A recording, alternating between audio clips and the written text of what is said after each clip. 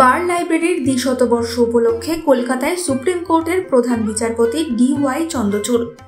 শুক্রবার এই অনুষ্ঠানে যোগ দেন তিনি। শনিবার ন্যাশনাল জুডিশিয়াল একাডেমির রিজিওনাল কনফারেন্সেও যোগ দিয়েছিলেন। এরপরেই দক্ষিণেশ্বর মন্দিরে তাকে পুজো দিতে যেতে দেখা গিয়েছে। কড়া নিরাপত্তায় মোড়া হয়েছিল মন্দির চত্বর।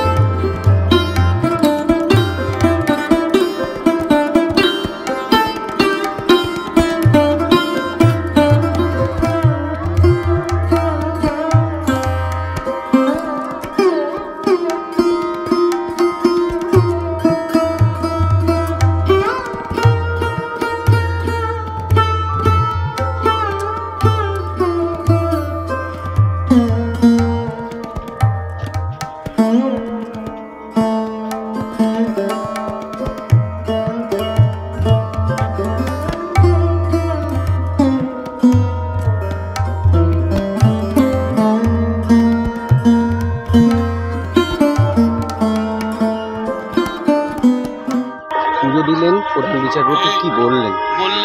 উপকৃত হলেন, ওনার ভালো লেগেছে, উনি অনুপ্রাণিত হয়েছেন, উনি আমাদেরকে আশীর্বাদ করেছেন যাতে আমরা মন্দির আরো ভালোভাবে সুচারুরূপে মেনটেন করতে পারি।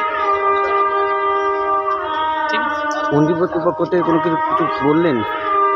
মন্দির কর্তৃপক্ষ থেকে কিছু আশা রাখছেন? সৌজন্যমূলক কথাবার্তা হয়েছে মাননীয় মহামান্য বিচারপতি, ভারতের বিচারপতির সঙ্গে।